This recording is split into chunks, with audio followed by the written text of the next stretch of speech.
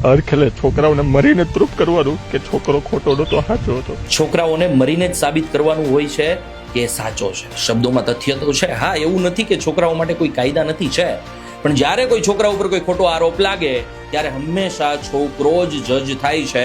એ પછી પરિવાર હોય, કુટુંબ હોય કે આજુબાજુના લોકો હોય, બધા છોકરો સાચો હોવા છતાં એવું જ માને કે કંઈક ને કંઈક એનો ફોલ્ટ હશે, પણ બધી વખતે આવું હોતું નથી. હા, આમાં ઘણા બધાની એવી કોમેન્ટ આવશે કે તમે કહો છો એ બધું સાચું નથી. આ મને ખબર છે સાચું નથી. ઘણી બધી જગ્યાએ છોકરાઓના પણ ઘણા બધા ફોલ્ટ છે, પણ જ્યાં ખરેખર વાસ્તવિકતા છે ત્યાં બોલવાની જરૂર છે. યાર, કોકના જીવ વયા જાય એની કરતાં બોલવું સારું. ઘટના કંઈક એવી હતી કે સુરતનો એકનો એક મા બાપનો એક દીકરો કે જેને એની એક્સ પત્ની અને એના કેટલાક સાગરીતો અને એના એક પ્રેમી દ્વારા અનેક રીતે બદનામ કરવામાં આવે છે. છોકરો બધી જ જગ્યાએથી એવું માને છે કે મારું બધું પૂરું થઈ ગયું, એની પાસે કોઈ ઓપ્શન નથી રહેતો, અને એકનો એક મા બાપનો દીકરો આત્મહત્યાનું પગલું ભરી રહી છે.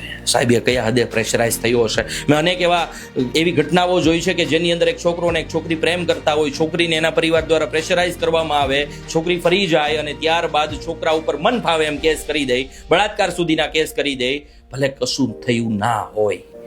અને ત્યાં એ કેસ કદાચ ખોટો સાબિત થઈ જાય ને તોય છોકરો તો જજ થાય. એનો પરિવાર, એના આજુબાજુના લોકો, એના જે પણ કોઈ કુટુંબીજનો છે એવું જ માને કે આમાં કંઈક ને કંઈક આ છોકરાનો ફોલ્ટ હશે, અને ત્યાં એની જિંદગી પૂરી થઈ જાય. નો પછી એનું લગ્ન જીવન આગળ વધે, નો કોઈ એના વ્યવહાર માટે અથવા તો એના લગ્ન જીવનના માગા માટે કોઈ વાત કરે, કોઈ માટે ક્યાંય પણ એની શાખ રહી નહીં. એના કારણે છેલ્લે આવા વ્યક્તિઓ, જયદીપ જેવા વ્યક્તિઓને આત્મહત્યાનું પગલું ભરવું પડે છે. મારી બસ એક જ વિનંતી છે કે તમે કોઈને આ રીતે પ્રેશરાઇઝ કરતા હોય ને તમને એવું લાગે છે કે આ ખોટું છે, તો પ્લીઝ કોઈનો જીવ જાય ને ત્યાં સુધીની વેઇટ ના કરો.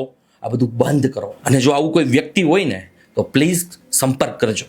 અમે તમારી સાથે છીએ. આપણે કોઈનો જીવ નથી જવા દેવો.